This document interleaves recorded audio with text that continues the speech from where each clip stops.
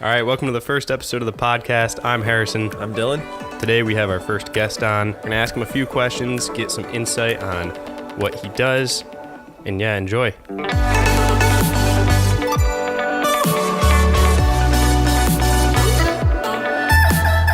right, let's get into it here. We're gonna jump right into it. Alex, you ready? Yep, I'm ready. All right, we're gonna give you 2 minutes, and we want you to give us a day in the life of Alex. 2 minutes on the clock. All right. Which clock? This one right here? No, that one's a little bit longer. Got it right here. Ready? Yep. 2 minutes. All right, so I wake up nice and early in the morning, around 6 something. Get into Strange Brew. First thing you got to do is make sure that we got bagels stocked. Everything is ready to go. Coffees are being brewed. Then I got to sit down, usually around 8 o'clock in the morning by that time, and start checking emails, going through my day, kind of getting an idea of, what I need to do first, what the rest of my day looks like kind of towards the end. And then, if there's some time for leisure, then that's the evening, and kind of just keep it in the back of my mind. Basically from there, I kind of bounce around depending on where I need to be. So between Strange Brew downtown and the printing facility, a little further out, usually I'm between those two spots, or if there's meetings in between, or if I'm doing cool stuff like this, then, that's kind of lumped in there. And then in between, just kind of putting out fires here and there, things that you deal with on a daily basis when you run a business, just kind of trying to figure out, what needs to be taken care of, in the moment, in the next couple hours, so on and so forth. And then from there, depending on how much work I have, I either, work at home. Sometimes I'll go to sleep. I'll wake up at like 2 in the morning, 3 in the morning, and start working again. Yeah. Because I roll over and I'm like, okay, well, maybe if I just roll over, I'll go back to sleep. And then my mind is like, yeah, no, I am wide awake. So, yep. But that's typically it. What is that, minute and a half? That's pretty good. Yeah, Good. that's pretty much it. Yeah. All right, so you sort of mentioned the businesses that you own, but Yeah. Why don't you go ahead and just tell us what it is you do specifically, exactly, and what your business is. You can all kind of about. segue in why you started those specific businesses as well. Sure. I'll actually start with that. I think it's a good way to Okay. like build a foundation for it. So I own 2 businesses, a printing company and Strange Brew, the coffee shop. The businesses are kind of separate, but they're all just derivatives of what I enjoy and what I've just kind of had access to over the course of my, working life and, just kind of in passing, growing up and stuff. So kind of been around restaurants my whole life. My dad worked in the restaurant business for a long time when we first came to the States back in 1989, and he basically, spent a good chunk of my childhood working in, all types of different restaurants, small, big, and different types of, setups and stuff, more catering oriented, more fast food oriented. And then he went into graphic design, which is hilarious because who would have thought? A little bit yeah, transition there. Yeah. It's just kind of interesting, but we're pretty kind of inclined in the creative on my dad's side of the family. Like my brother's a pretty good artist too, and like my grandpa, he was a great artist, and my dad still continues to draw and stuff. So, just by way of process, he went into that area, and then I got exposed to early stages of Photoshop, when it was still called Photoshop 6, Photoshop 7, CS1 and all those. Before the free updates? Or? Yeah, way before when you had to get it on a disc and it came in a box the size of a cereal box. Yeah, I never experienced that. Oh, yeah, that was fun. So, but basically, it's just as I started getting older and I started kind of leaning towards,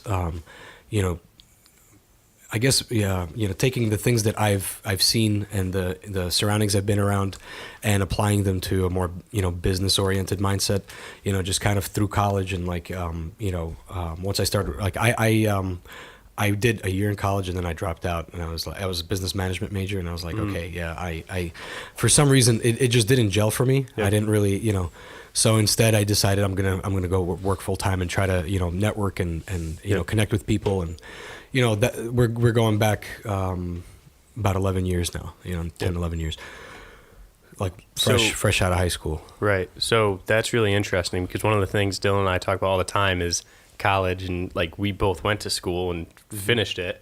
But I say all the time, I wish I knew not to go. I wish I was in your position, because I would have done the same thing. I think if I knew.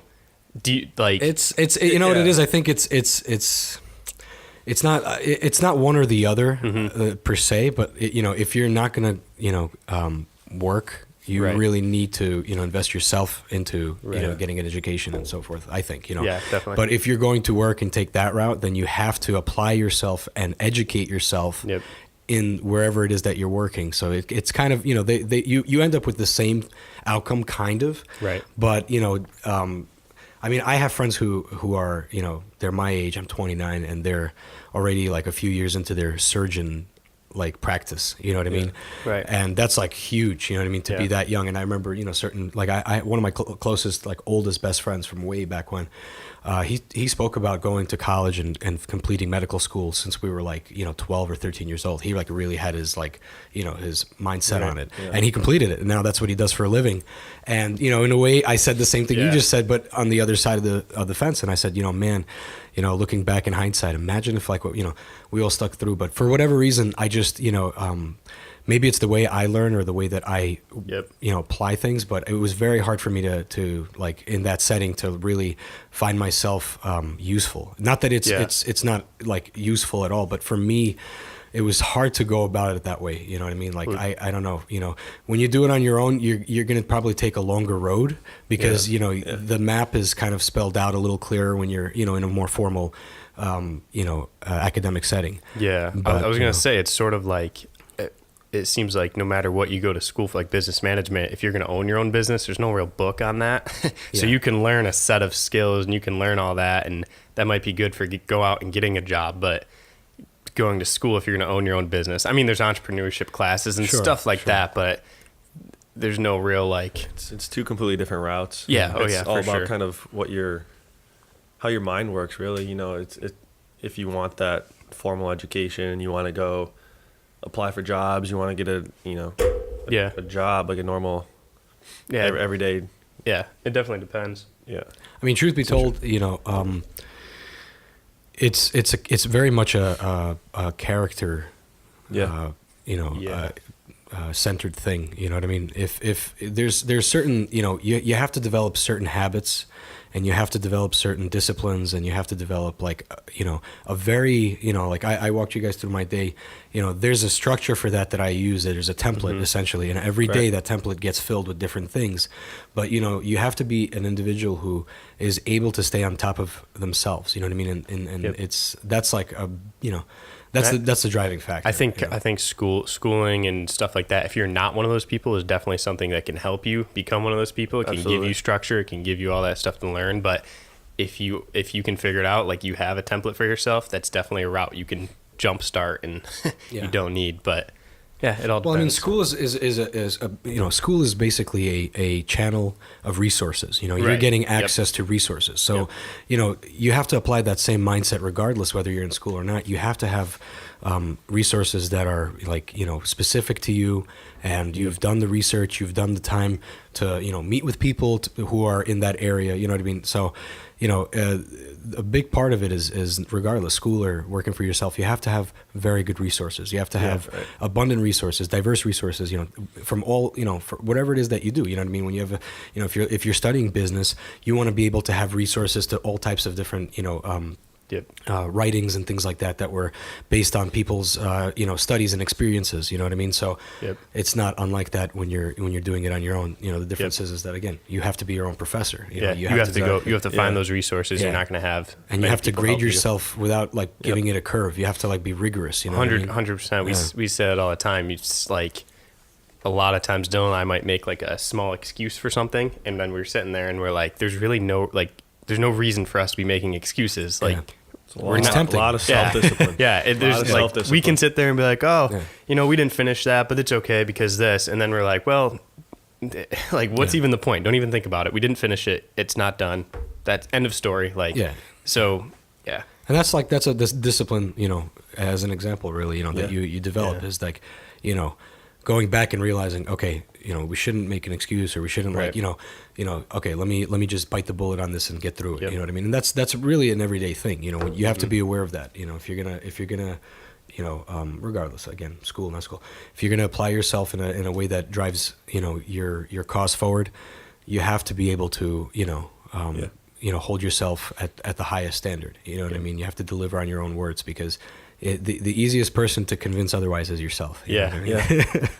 I mean, it also kind of goes to who you followed and who you kind of looked up to, right? Like, because there's people or there's things that play roles in your life where, I want to be like that, or I want to do what they're doing. So that kind of affects, how you do your everyday, what that looks like. You kind of want to like model it off of like a lot of who this, you look up to. Yeah, a lot of the stuff that we do, for example, we might model like a video off of a specific YouTuber or a specific director or something like that. Right. And so like that's going to inspire us to, and that director might have a secret tip or secret trick that on set he makes sure everyone's in line with something, little things like that, which has inspired us. So we run our business that way. Right. Is there something specific, or like someone specific, or a company that's like that you focused on that you want to emulate, or that gives you like that drive? Either a person or... I'll be honest with you. The road that I've taken, I've learned more from people what not to do than, and again, this kind of will segue into, how I got into the businesses that I'm in. But basically, like I said in the introduction, at the foundation, it comes from the things that, I was exposed to and I liked. But basically, when I started developing myself as a vocation of sorts, and started looking into what I want to do, it was very difficult, because you're always tempted to say, that's it, I'm going to go back to school. And, but the thing that kept me out of that, and what scared me a little bit, is what if I, finish and I'm not satisfied with what I'm doing, or I can't find, a place in where I'm at, in that workforce, you know what I mean? So I was always really scared of that, the same way somebody could be scared, what if I leave school and I'm trying to start this and it fails, and it doesn't take wind, and, so you have to kind of, wrestle with that thought. But I used to work as a graphic designer for a print firm for a little over a year. And throughout that course, we're going back to about 12 years ago. No, I'm sorry, not 12 years. About 10 years, a little less than 10 years ago. I got the opportunity. Somebody saw my work. At this point, I was already doing graphic design just for fun, and just watching my dad do it growing up. Just kind of inspired me, and I started doing it as well. So somebody gave me the opportunity to take up this position at this print firm, and I did it. Enjoyed the job a lot, but you get to see a lot of different people pass in, and working in a marketing company or a printing company or design company, you're working with pretty much every kind of business, because any and every business at some point will advertise somehow. Everyone needs it, right? You know what I mean? So what you get exposure to is essentially if you're working with restaurants, their menu and what they're doing, and you work with them over a course of time, and you see, okay, they're trying this, it's not working. They're trying that, it is working. They're trying this, it's not working again. Now they're, the place is on fire. You know what I mean? And they're just sitting there letting it burn. So you kind of watch from a distance, and that was a big thing for me. Is seeing, kind of getting the exposure to different types of dynamics in business, restaurants, medical companies, attorneys, and more of the, corporate sector and things like that. And, kind of getting an idea, because they come to you and they say, I want people to know about me, or I want to be noticed, or we have this coming up and we need this designed, and we need an image for our company, and this is what we do. Essentially what they're asking is, can you figure out what I do in a nice way and make it look pretty? Yeah. Oh, for sure. We get that all the time. Of course. You guys know.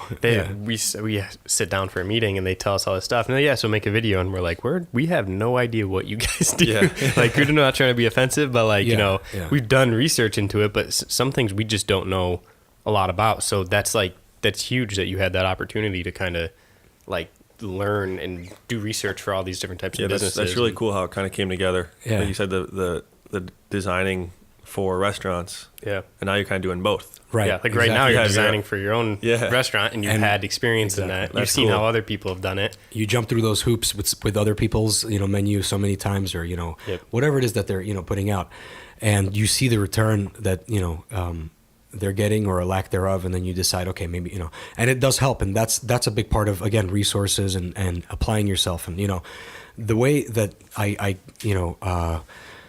am fortunate enough to have that is because I invested a lot of time into it. Right. A lot of, and you guys, you're in the same boat, a lot of after-hour meetings at somebody's restaurant, just sitting around waiting for them while they're, taking inventory with their chef, and you're like, okay, whatever. Yeah. But at least they feed you in the meantime. Yeah. But there was a lot of time over the years invested. Just to give a time frame, like we're talking, my first company, Trinity Printing, I started in 2011. So we're going on our 7th year, and we're still going strong. Yeah, it's awesome. Yeah, it's great. You know what I mean?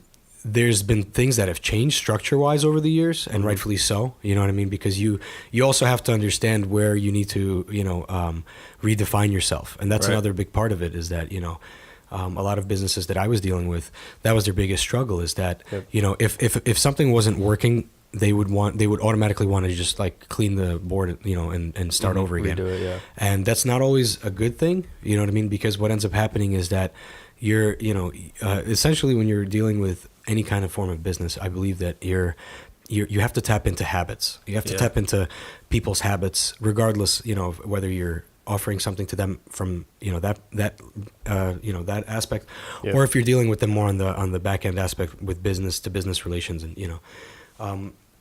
so, when I started seeing these companies just kind of scrambling for themselves and trying, to rely on a graphic designer, to really do something that is more, executive in nature, it forces you to kind of start thinking that way, and that really helped me a lot, because once we decided that, this would be, like Strange Brew would be a great idea, and,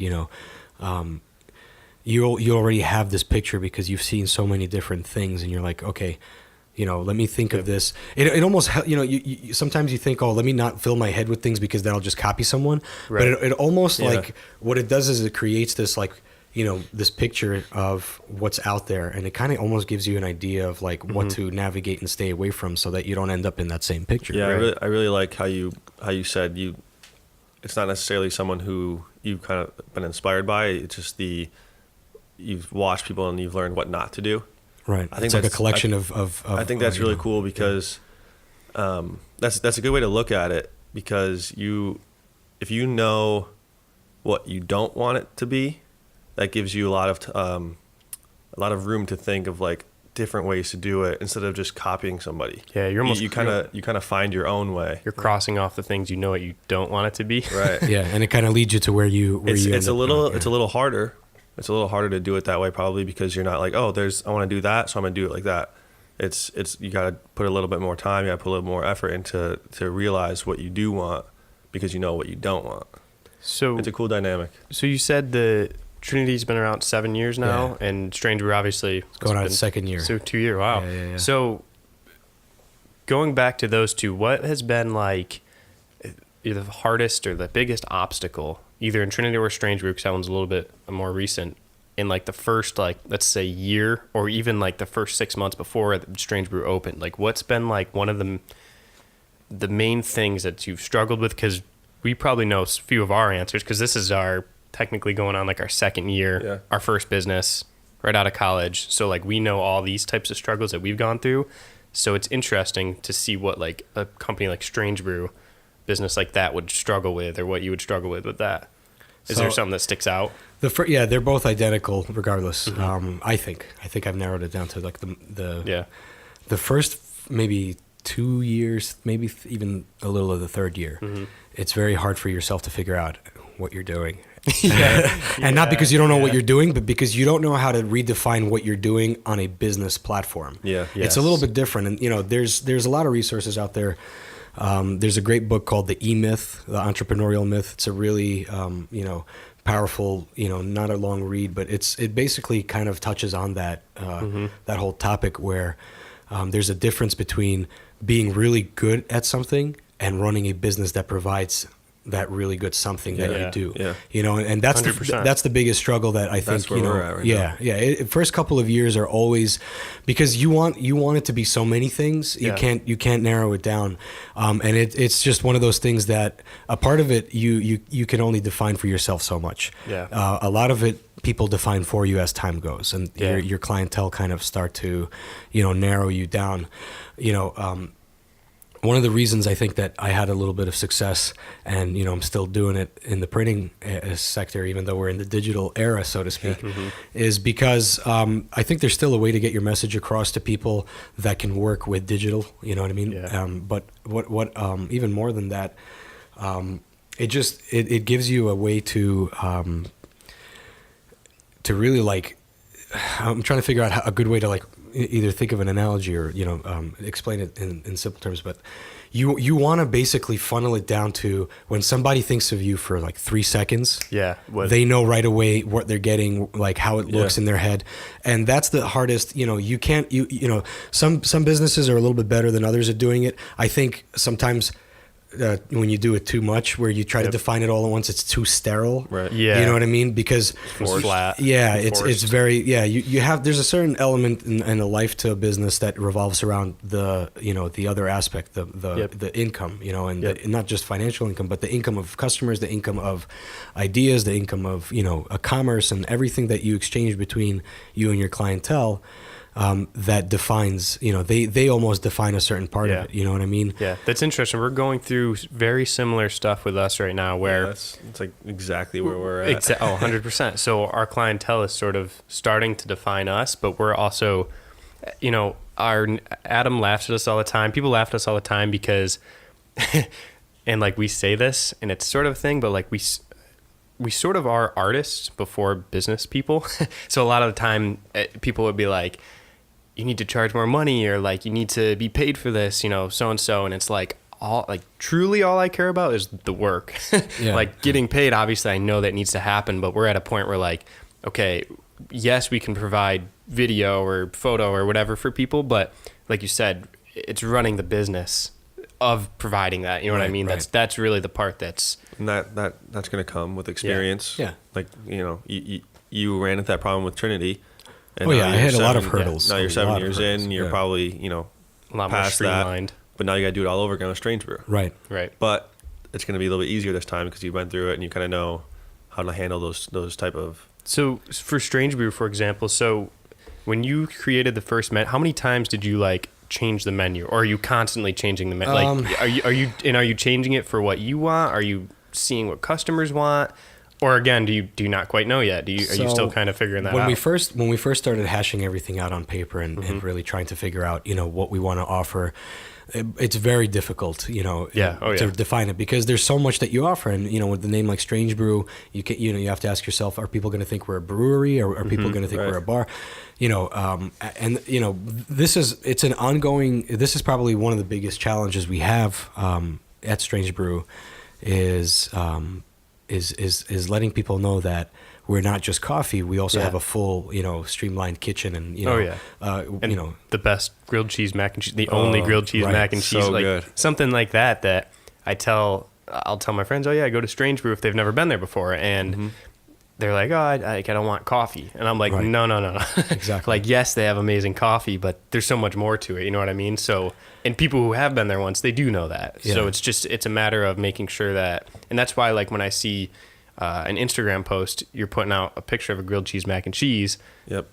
So you're like you said, you're kind of teaching your people who are coming to you. They're watching. They're definitely watching. And that's another thing. The social media aspect of it is, when you're starting out, just because you're not getting the traction you think you're getting, people are still watching. And they may not be responding, but they're at the least they're seeing. So you still have to, hold yourself accountable, I think, and provide a good presentation regardless of how many likes you get, because it still gives people a reason to continually get plugged in, and then eventually you'll win them over. You know what I mean?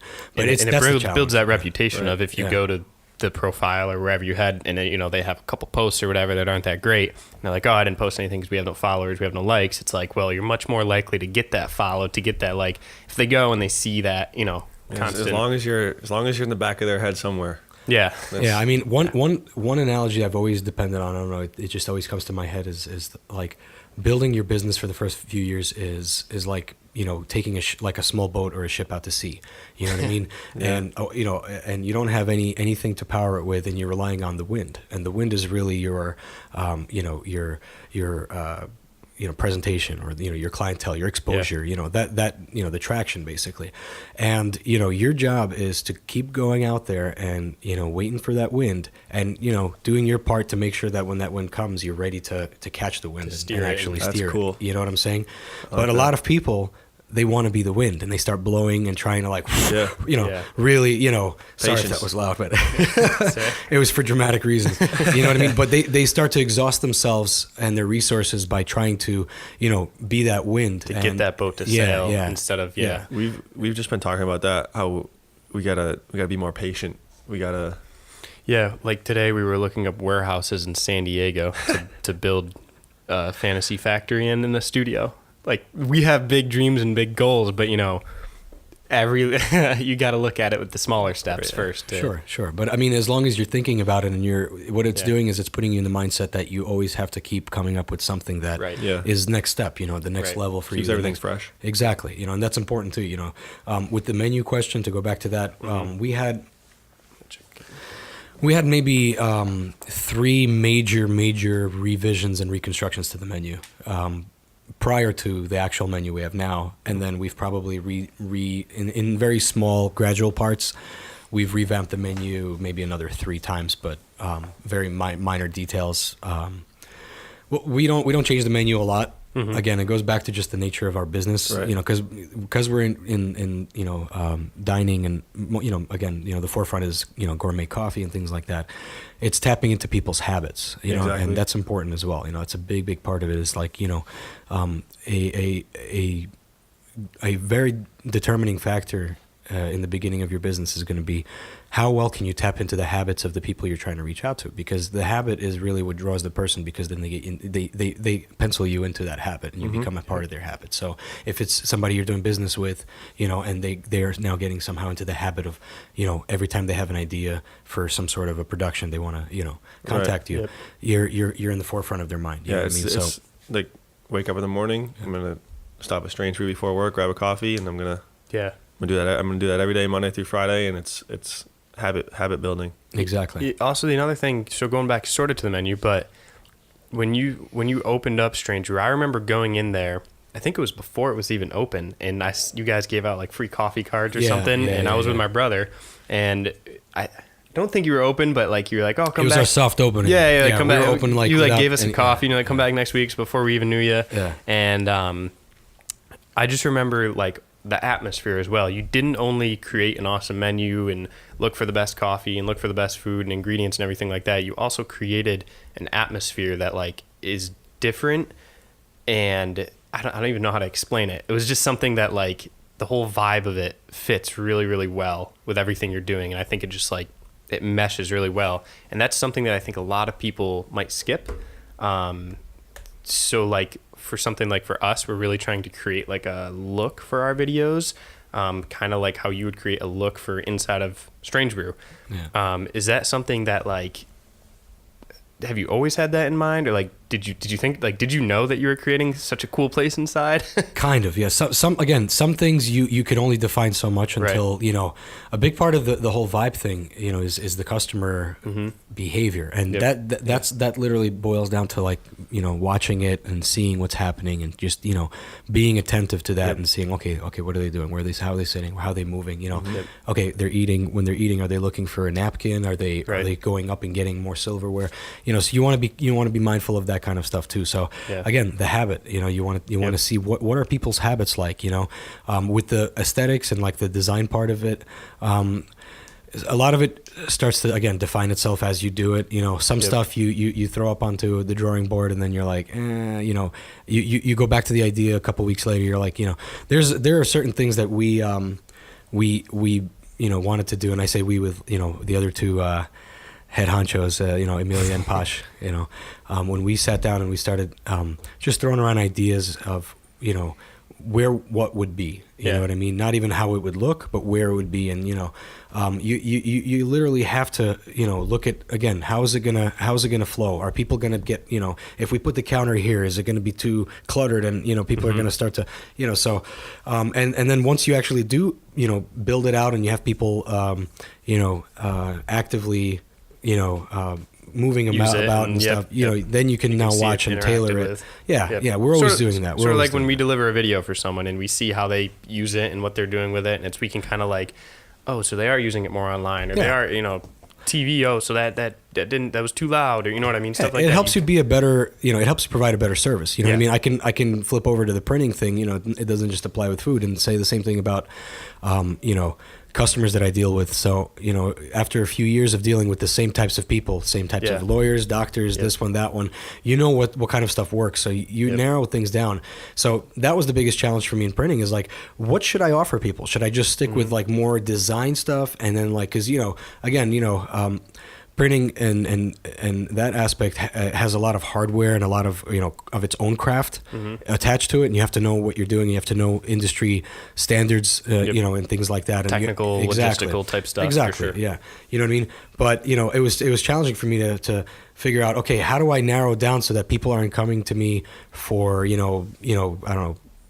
Copies of their employee manuals and things that are a little bit more for like Kinkos. You know what I mean? Yep. So. Once I started dealing with the same types of people for a while and seeing the habit of what they order, what works for them, like if I'm doing marketing, promotional materials that are like flyers or brochures, and I noticed that it's been 6 months since they've ordered them and they didn't really order that much. I look at the order sheet and see what's on there. Then I have to next time we do something and they get back to me and they go, you know what? We kind of sat on these for a while. I don't know if they were like really the way, they weren't really grabbing people's attention and blah, blah, blah.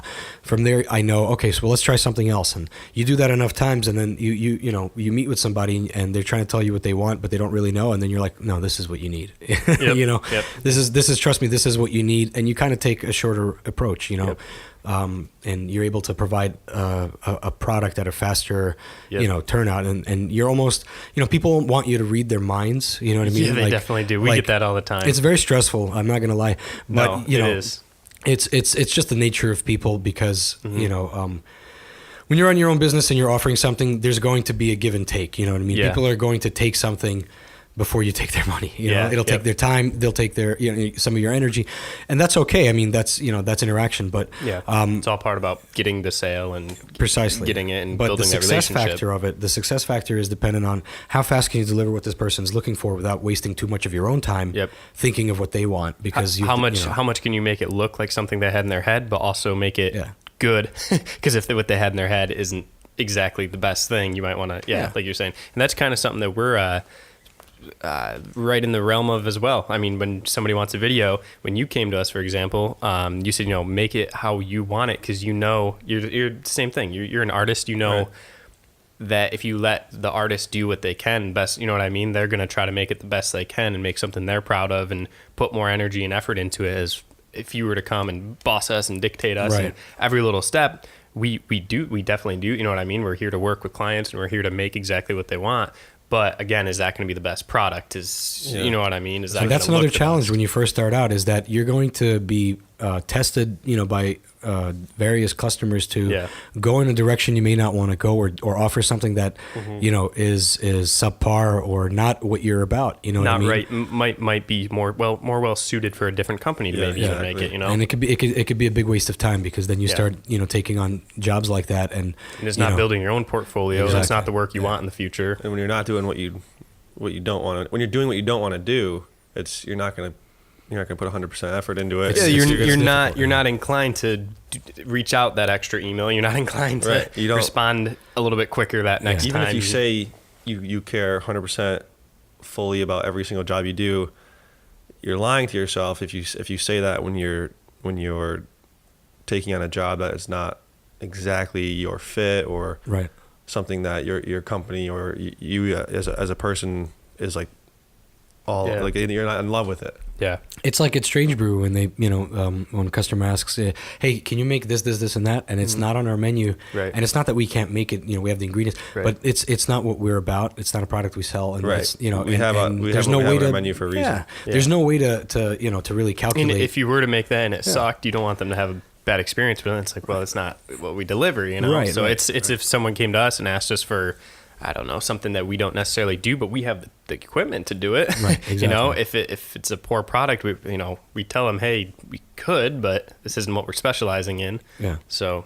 Yeah, and that's the thing. In the beginning, it's a learning process. I remember, I would take on any and every type of project because you want which to we sort of are doing right now. I mean, we need money. Yeah, no, absolutely, and it's the right way to go about it because any opportunity to make money, regardless, even if it's some are drawing out your time a little bit more than others and whatever, you, as long as you're there to pick something up from it and move forward, it's not a waste of time. You know what I mean? So you're learning from it. Yeah, but at the very minimum. Yeah, but the testing part comes when now you're a little bit more in the position where you want to say, look, this isn't our specialty, and it becomes easier and easier to the point where it starts to weed out the waste of time. Yeah. To put bluntly, because it really does boil down to time. You know what I mean? And, It does. and the better you're at where your mind is in its best creative state, the better your output will be, your product, your system. Yep. You know what I mean? We're always going, like Strange Brew especially. I mean, Trinity Printing is a little bit more established in the sense that we don't necessarily depend on new business as much. We have over the last 7 years pretty good established relationships with ongoing customers that we manage their brand and we manage what their image looks you like. have a process and you have a system. That's another thing that we're in the process of figuring out. Yeah, just building beginning out that process, like you said, for Trinity. Yeah. You got to build out like an assembly line. You know what I mean? And where there's a front end assembly line and there's a parallel back end assembly line that goes with it that dictates how that front end functions. So it is challenging. And I remember I've saved all my old design work from way back when, and I look back and I laugh at it,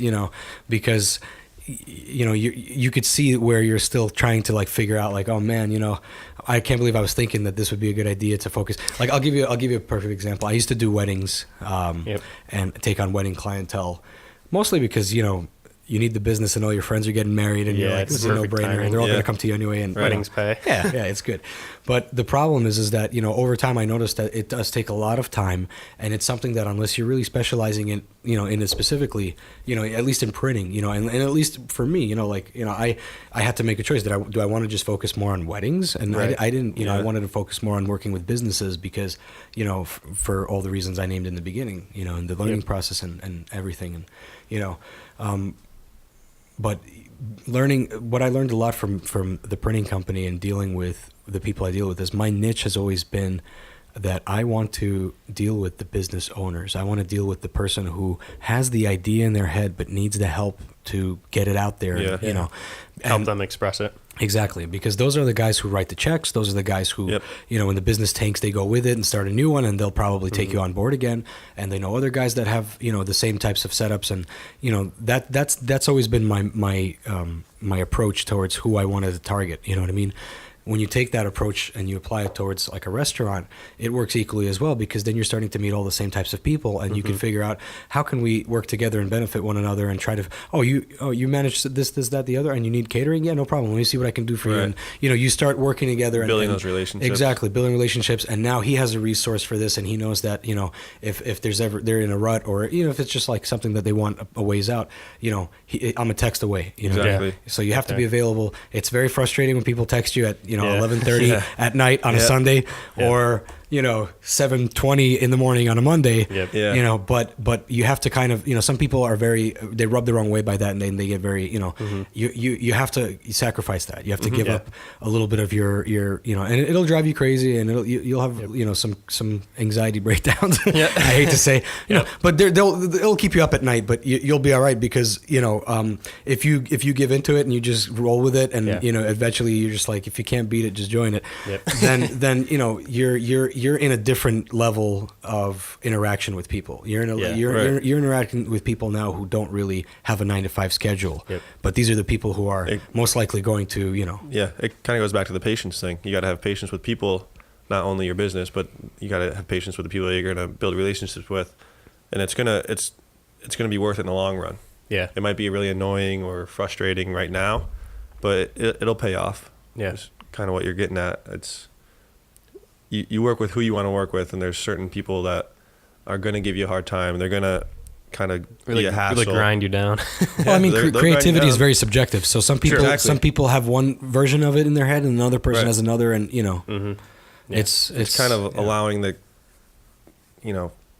creative freedom on both sides. You Right. got to push and pull. So Yeah, you want to be mindful of what people want as well. Right. Again, if it's customers at Strange Brew, or if it's clientele at Trinity or whatever, or if, you want to be mindful of what they want. Ultimately, you have to give them what they want on your terms. Yeah. Yeah. I mean, that's the analogy. The analogy is that they're the ship; they can turn into any direction they want, but you're the ocean. Yeah, that's true. You know what I mean? So Very true. That's kind of how it goes. All right, cool. So to wrap this up, we have a few rapid fire questions for you. Yeah, we're gonna get into a lightning round. First thing that pops into your head, don't think, just answer. All right? Oh Go God, back- that's back and dangerous. forth here. That's dangerous. I'm glad I'm not in politics. All right, first one. You ready? Yeah, All right. Favorite ice cream. vanilla, Pepsi or Coke? Pepsi, First thing you buy after winning the lottery. more lottery tickets. Oh, you get 3 things to take with you to an island. Well, obviously my wife, right? I can take her. Yeah, you can take it. Okay. My wife, a guitar. Ooh. Yeah, this is a tough one. The third one is always like that last. A boat to sail home. Yeah, right. I mean, I'm assuming that I either can't leave the island or don't want to anymore. Probably Can't leave, Probably you're there. If I can't leave, let's see. You can you have everything to live, so Yeah, my wife, One a more. guitar, and a sketch pad with There you go. there you go. with something to draw with All right, one superpower. to go back in time. Would you rather be able to speak every language in the world or talk to animals? Speak every language. Okay. Accent impression. I feel like you. Well, I have very good Russian accent, Oh, that was so yeah, I'll stick yeah. with that one. Stripes or polka dots? Stripes. He's wearing a striped shirt. Makes sense. Favorite movie? Ooh. Maybe. I don't know if I even have one. tough. That's a tough one. Or one of your favorites. I'll give you my potential favorite of all Okay. time, and then I'll give you like three Okay. Okay, fair contenders after that. So favorite movie of all time, probably Dumb and Dumber. Oh, it's such a cool. I love that. Just movie. goes way back, to my child. Runners up, definitely Super Troopers. This is You're tough. probably I know. gonna look back and I know. feel like, oh, I forgot that I one. forgot this one, that one, and the other. I mean, definitely, I would say That's all right. It's whatever hits your mind. it's so tough. Super Troopers, Snatch. I don't know if you guys like Guy Ritchie. He's a Never really seen it. oh, you got to see any of Guy Ritchie's movies are really good. He's an English director. It's a little hard to understand. They talk fast Yeah. with a really underground British accent. So it's but I would say that, and I don't know what the third one is. I can't think of it. I'll go back. Comedies. Comedies seem to be the. I'll throw in. How about Ace Ventura? I'll throw There in you that go. one. Jim Carrey's my all-time favorite, so he'll Okay. get 2 on there. All right, last one. Favorite holiday. Or season. Fall. Favorite holiday, probably. I'd probably say Christmas. Okay. Just that whole, the whole segue from Thanksgiving into Christmas Yeah. is definitely my favorite. All right, Alright, cool. cool. Yeah. That's a wrap, I think. Thanks for having me on. It was Before we finish up, do you want to plug Strange Brew? Why don't you give Yeah, people a why shout not? out where it so is? let's see, where we're at. Today's Tuesday. Today's so Tuesday. This Friday is National Coffee Day. It's our big celebration. It's the second year we're doing it. Basically, we do the 1, 2, 3 deal. It's $1 coffees, $2 lattes, $3 frappes all day. A couple of discounts on all the flavors and upgrades for alternatives as well. Nice. So we got that happening on Friday. Then we got Oktoberfest, October 14th. We're doing that, side by side with the radio stations, Wild, the Hawk, WMBF, the Whale, and I think a couple. I think I got Nice. them all. Okay. So yeah, that's pretty much where we're at in the somewhat near future. Cool. Social medias. Check us out on Instagram at Strange Brew NY. Same goes for Facebook at Strange Brew NY. And yeah, that's it. Website is on its way. We're coming up with some cool stuff. We got that happening. And look out, we're going to actually be launching our app soon. Ooh, so you'll be able to order online, and we'll awesome. have all kinds of incentives and promotions only available on the app. It's free, obviously, no charge. Yep. Available on both platforms. So look out for that in the near future as well. All right. Well, thanks, Alex. Yeah, thank you. For having me. Cheers. All right, thank you everybody for listening to the first episode of the podcast. Today we had Alex on, talked about his two companies, Strange Brew and Trinity Printing. We want to thank him for coming out. Make sure you stop by Strange Brew right on Washington Street. It's where Dylan and I get our coffee almost every day. Yep. Our breakfast sandwiches, grilled cheese, mac and cheese, anything. It's a We're great gonna eat place some breakfast sandwiches right after this. Yeah. I got a Brooklyn also. Yep. There we go. Great place to hang out and get some food, some coffee, some drinks. So yeah, again, thanks to Alex. Guys. Any words of wisdom, Dylan? We're gonna be this is actually our first, full-on episode. So stay tuned. Many more to come, and catch you next time. Yep.